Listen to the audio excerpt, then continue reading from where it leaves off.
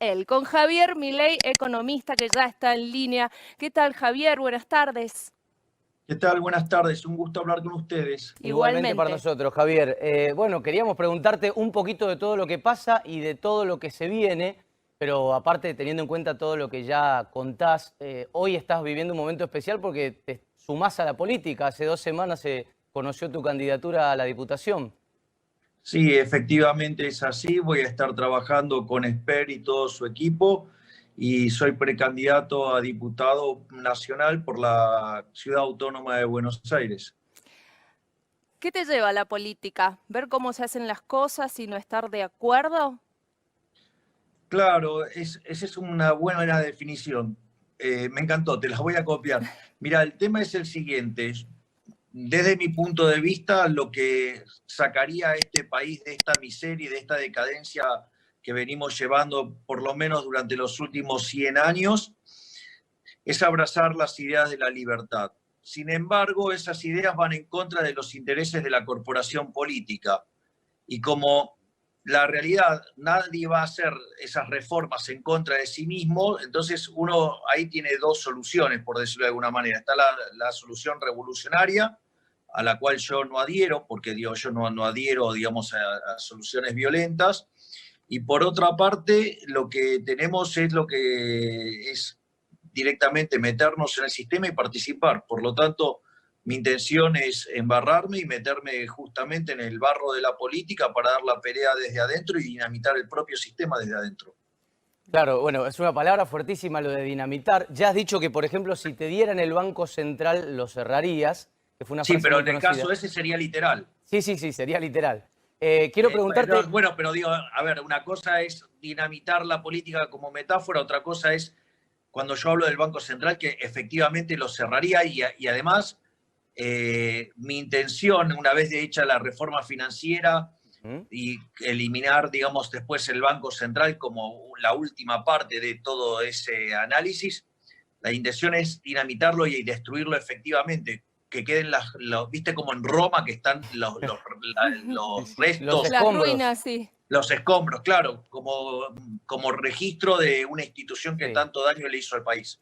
Ahora, Javier, justamente por ese lado voy. Hace mucho que las voces que te acompañan y toda la gente que te sigue, sobre todo en redes sociales, quiere que vos desembarques en política y vos decías que no.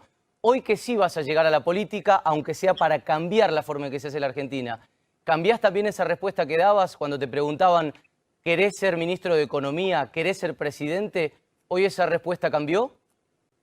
La verdad es que vamos paso a paso. Todavía ni siquiera llegué a ser diputado. O sea, no, digo, y Argentina, pensar en el 2023 es larguísimo. Así que pensemos en el 2021 y después hablamos. Pero estás más Bien. cerca que antes de ese sueño o de esa idea en tu cabeza.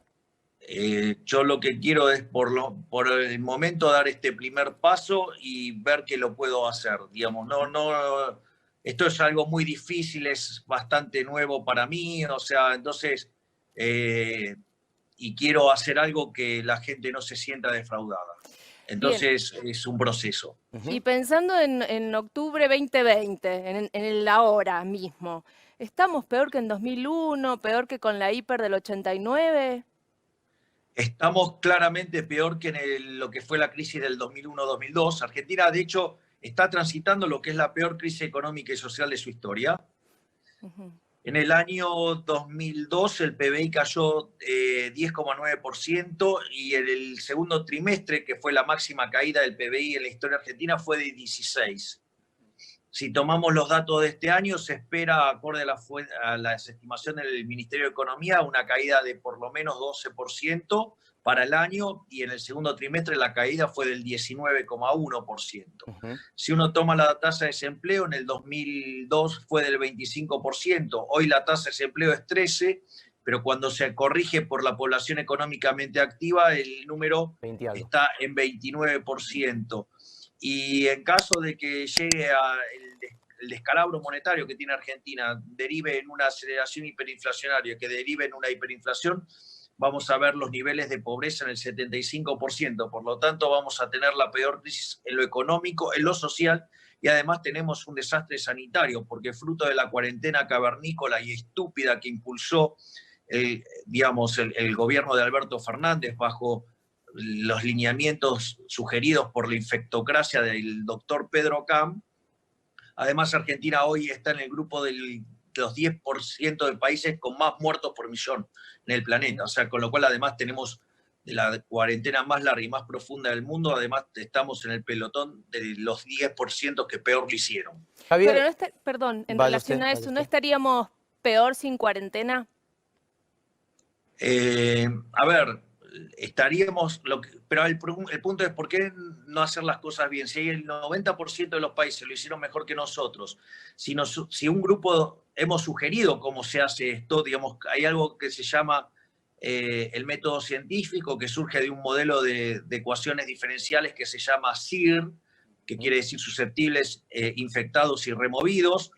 Entonces la pregunta es si se podía hacer eso. Lo hicieron otros países como Singapur, Hong Kong, Taiwán, Corea del Sur, Alemania, y lo hicieron bien.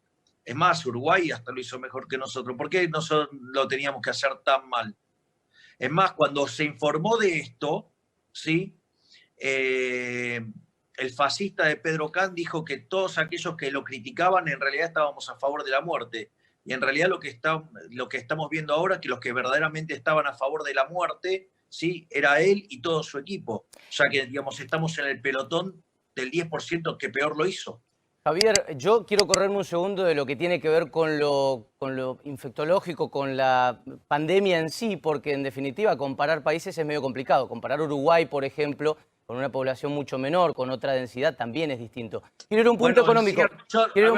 Bueno, pero Japón, digamos, tiene una densidad poblacional mucho mayor que nosotros, Corea del Sur también, y sin embargo lo hicieron mejor. Pero Japón tiene otra cultura, usaban barbijos antes de la pandemia incluso, tiene otra cultura de cercanía. Pero acá cuando digamos, sugerimos el uso de barbijos, también se nos acusó de un montón de cosas. Es verdad, es verdad. Pero yo te quería preguntar otra cosa, Javi. Y acá hay una cosa que no se hace. No, pero digamos, a ver, nosotros cuando hicimos la sugerencia del método científico, hicimos todo un conjunto de consideraciones y básicamente se nos dijo que estábamos a favor de la muerte. En realidad lo que muestran los hechos es que los que están a favor de la muerte es el Ministerio de Educación liderado por Ginés González García y en especial por la infectocracia, porque cuando se les sugirió cómo trabajar el método, ¿sí? Que aparte, digamos, teníamos experiencia de 4 meses en el mundo. Hay una cosa que no hacemos, que no logramos revertir, que es testear masivamente, que es lo que ha dado buenos resultados en otros países. ¿Qué lectura haces de eso? ¿Por qué finalmente no se concreta? Bien, esa de nuevo una excelente pregunta, porque una de las cosas sobre la que se sustenta el método científico es que haya testeos masivos. ¿Por qué? Porque cuando vos haces testeos masivos, removés rápidamente la gente del sistema, entonces bajás la cantidad de contagios y ponés bajo control la epidemia. Ahora, entonces la pregunta, y muy bien que haces vos, es ¿por qué no le hicieron testeos masivos? Yo tengo la respuesta. La respuesta es porque los test había que importarlos. Claro. Y como los test, al ser importados, había un precio internacional, de ahí no podían robar. De hecho, cuando el gobierno chileno le sugirió a Argentina hacer una compra conjunta para ahorrar muchos millones de dólares, el gobierno argentino le dijo que no. ¿Por qué? Porque básicamente, ¿qué es lo que priorizó el gobierno? Primero, frente a la caída de la recaudación, priorizó el gasto en la política. O sea, recuerden que el presidente Alberto Fernández mostró que no estaba dispuesto a tocar la de la política. Primer punto. Después, incrementar el aparato clientelístico, es decir, ellos lo miraron como una cuestión de votos.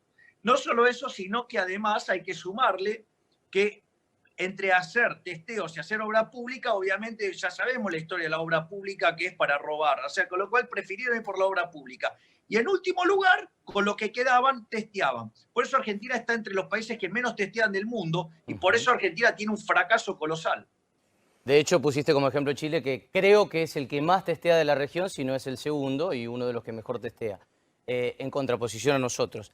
Quiero hacerte otra pregunta que tiene que ver con la pandemia y un poquito lo mencionaste. Hablaste de la emisión en algún momento y sabemos que la emisión tiene su pata muy negativa, sabemos que es inflacionaria, vos decís directamente que es una estafa, que es papel pintado, como es el título, por ejemplo, del libro de tu amigo Diego Giacomini. Pero quiero preguntarte, en una situación de pandemia, sin poder incrementar la recaudación, que es otra cosa que vos criticás mucho, sin acceso a los mercados, sin acceso a ningún tipo de préstamo, la única salida que quedaba era imprimir un poco y era generar los ATP, por ejemplo. Yo imagino la pandemia sin los ATP, imagino la recesión por el COVID sin el ATP, por ejemplo, y digo, hubiera sido un infierno de despidos, de laburantes en la calle pidiendo por una bolsa de comida.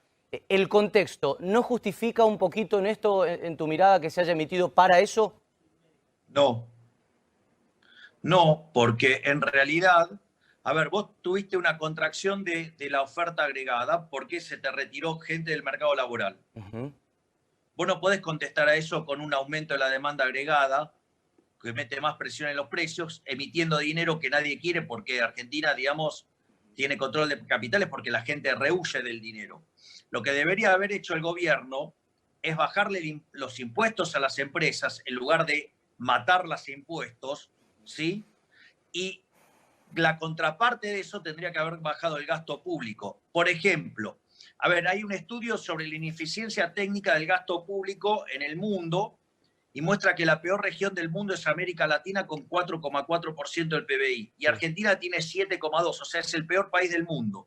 Y además, Argentina tiene en un rubro que eufemísticamente el BID llama filtraciones, que es robo, 5 puntos del PBI. Es decir, los políticos roban 5 puntos del PBI. O sea, quiere decir que ni siquiera tuvieron la intención de dejar de robar esos 5 puntos del PBI y que además tampoco tuvieron la intención de mejorar la eficiencia de la recaudación. Por lo tanto, discúlpame, en el gasto. Por lo tanto, o sea, en realidad sí podrían haber hecho que el esfuerzo lo hiciera la política y que justamente dejaran por lo menos, al menos, a ver, deberían dejar de robar bajo cualquier contexto, pero por lo menos en este contexto deberían haber dejado de robar. Y de hecho lo que hicieron con los testeos te muestran que están, digamos, no están dispuestos a dejar de robar. Por eso, digamos, no utilizaron la estrategia de los testeos. Sí. Y recordar que, digamos, daban alimentos y pagaban alimentos con sobreprecios. Claro. Sí, pero ahí diste un dato regional y yo te preguntaba por el ATP de acá. Digo, sabemos que imprimir es inflacionario y que es malo, pero si el contexto lo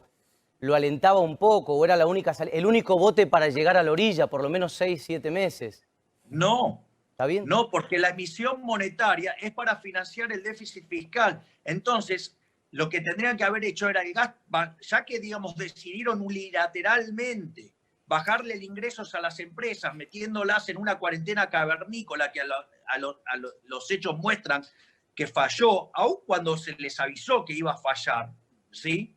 Pero al margen de eso, deberías haber bajado el gasto público. A ver, ¿qué están haciendo los empleados públicos hoy? Entonces, el empleado del sector privado que genera riqueza lo ibas a dejar sin ingresos y el parásito del sector público sigue cobrando dinero. Digo, ¿no te parece, digamos, un despropósito? Es que ¿por qué sin ingresos si se le va a pagar la mitad, digo, para que pueda recibirse una parte del sueldo, para que miles de empresas no se perdieran y con ellas sus puestos de trabajo? Pero de vuelta, primero, las empresas se quedaron sin ingresos porque fue una decisión unilateral del gobierno. O sea, no es que se quedaron sin ingresos de la nada. Fue una decisión unilateral del gobierno cuando determinó la cuarentena. Punto 1. O sea, es decisión del gobierno.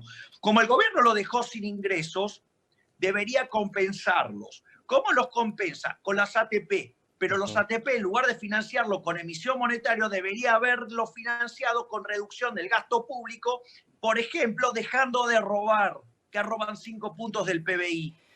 Bien. En primera instancia, bueno, al menos mi consideración personal, no todos los empleados estatales son parásitos, aunque creo que hay gran parte o buena parte de la dirigencia política que sí puede encuadrar ahí. En otro orden te quería preguntar, no marcándolo como propuesta, sino desde la ignorancia, preguntar, ¿qué pasaría si, por ejemplo, Argentina decidiera matar al peso e irse al dólar? ¿O estamos en un escenario de marcar una posible convertibilidad? ¿Cuál es el planteo que se podría hacer en este contexto? Hacer una convertibilidad prácticamente sería imposible hoy, ¿no? Porque el Banco Central tiene reservas netas negativas. Es decir, no solo que no tiene reservas propias ya, sino que además estuvo gastándose en la corrida la plata de los depositantes en dólares. Con lo cual, digamos, o sea, no tiene plata para hacer una convertibilidad, por decirlo de alguna manera. Básicamente, yo adhiero al hecho de eliminar el peso. El peso ha sido un instrumento nefasto. Desde que se creó el Banco Central en 1935, a la moneda se le quitó 13 ceros, se destrozaron 5 signos monetarios, hubo 2 hiperinflaciones sin guerra, se le podría quitar 2 ceros más ya en este momento. Y la verdad es que cada vez que la tasa de inflación supera el 20%, se pierde un punto 58 de crecimiento. Si eso uno lo corrige en la historia monetaria argentina, deberíamos tener un PBI per cápita similar al de Estados Unidos. Por lo tanto, evidentemente, haberle dado a los políticos el Banco Central es una herramienta muy peligrosa. De hecho, los políticos hoy, en materia de impuestos inflacionarios, nos están robando 6 puntos del PBI, ¿no? Entonces, digamos, no es una cuestión menor, motivo por el cual yo propongo eliminar el Banco Central. Ahora, eso es un conjunto de reformas. Primero hay que reformar el sistema financiero. Uno no puede, digamos, ir a la dolarización con un sistema de encaje fraccionario con la historia expropiatoria que tiene Argentina.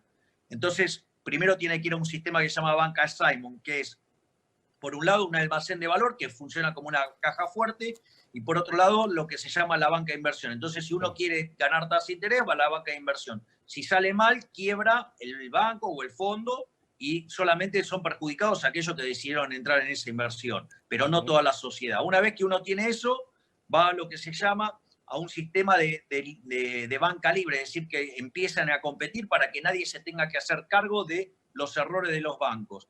Una vez que se hace eso, se va a una competencia de monedas. Desde mi punto de vista, el argentino ya eligió la moneda, es el dólar. Por lo tanto, digamos, lo que uno tiene que hacer después de eso es eliminar el Banco Central y dejar el sistema dolarizado con banca libre y en formato banca Simon, y se acabaron los problemas de corrida y de inflación en la Argentina. Javier, perdón.